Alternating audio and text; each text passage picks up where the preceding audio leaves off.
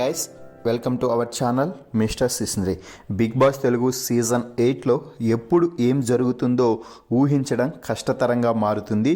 ముఖ్యంగా ఈ వారం ఎలిమినేషన్లో టాప్ 5 కంటెస్టెంట్స్ అనుకున్నటువంటి నబిల్, నిఖిల్, యష్మి, ప్రేరణ, పృథ్వీ ఈ 5 మంది ఉండటంతో వీరిలో ఎవరు ఎలిమినేట్ అవుతారు, ఎవరు సేవ్ అవుతారు అనేది అస్సలు ఊహించడం కష్టతరంగా మారింది. వారికి జరిగిన ఓటింగ్ కూడా అలాగే నడిచింది. అయితే ఫైనల్గా బిగ్ బాస్ హౌస్ నుంచి 12వ వారం యష్మి ఎలిమినేట్ అయింది అంటూ హోస్ట్ నాగార్జున ప్రకటించడం అయితే జరిగింది. ముఖ్యంగా ఎలిమినేషన్ రౌండ్ యష్మి అలాగే పృథ్వీ మధ్య జరిగింది. ఇక యష్మి ఎలిమినేట్ అని చెప్పగానే ప్రేరణ, పృథ్వీ, నబీల్ అలాగే నిఖిల్ అందరూ కూడా కొంచెం ఎమోషనల్ అయ్యారు. యష్మి కూడా ఎమోషనల్ అయ్యి కన్నీళ్లు పెట్టుకుంది. అయితే ఆ తర్వాత ఆ ఎమోషన్ నుంచి తేరుకొని నిఖిల్తో ఎలిమినేషన్ అయ్యి బయటకు వచ్చే ముందు సీక్రెట్గా మాట్లాడటం జరిగింది. ఈ నిఖిల్ని పక్కకు తీసుకువెళ్ళి, అరే నిఖిల్, నా వల్ల నీ గేమ్కి ఏమైనా ఇంపాక్ట్ అయ్యింది అని నువ్వు భావిస్తుంటే సారీ, నన్ను ఖచ్చితంగా క్షమించు. నేను కావాలని నీ దగ్గరికి రాలేదు, అది అలా జరిగిపోయింది.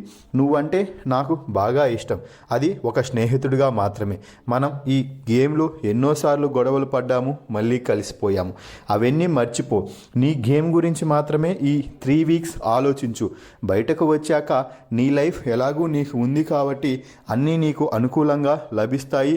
అన్నీ అనుకూలంగా లభించేలా మనం చేద్దాం. నువ్వు వాటి గురించి ఆలోచించకుండా ఈ 3 వారాల పాటు గేమ్పై మాత్రమే ఫోకస్ అయ్యి. ఇక మరో ముఖ్యమైన అంశం ఏమిటి అంటే, గౌతమ్ జోలికి ఎంత వీలైతే అంత తక్కువగా వెళ్ళు. టాస్కుల్లో తప్ప మిగిలిన ఏ విషయాల్లో కూడా గౌతమ్ జోలికి అస్సలు వెళ్ళొద్దు. గౌతమ్ని పూర్తిగా అవాయిడ్ చేసే. గౌతమ్తో మాట్లాడాల్సిన అవసరం కూడా లేదు. ట్రిగ్గర్ చేస్తే గ్రూప్ గేమ్ అంటూ వాడు మనల్ని బ్యాట్ చేయడానికి అలా మాట్లాడుతున్నాడు కాబట్టి వాడికి కొంచెం దూరంగా ఉండు. అలాగే పృథ్వీని కొంచెం కంట్రోల్ చేయరా, లేకపోతే వాడు మాటలు వదిలేస్తున్నాడు, అది వాడికే ఇంపాక్ట్ అవుతుంది.